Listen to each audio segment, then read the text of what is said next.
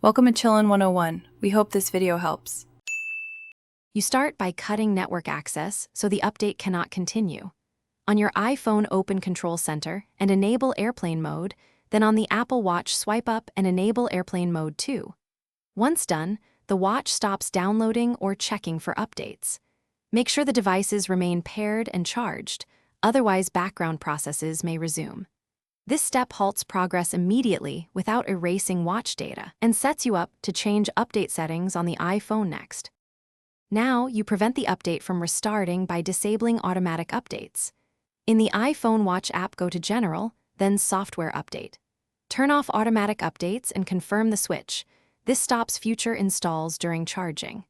Once done, make sure iPhone Wi-Fi and Bluetooth remain off or airplane mode is active until you decide to update.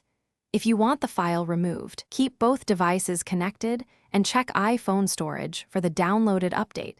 Deleting it stops reinstallation attempts. To complete, reboot the iPhone and the Apple Watch so changes take effect.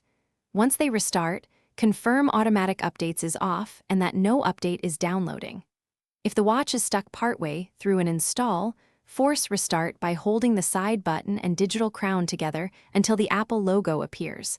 This often clears a hung installer. If problems persist, unpair the watch from the iPhone as a last resort. Unpairing erases the watch and removes pending updates, so you can set it up cleanly. Thanks for watching.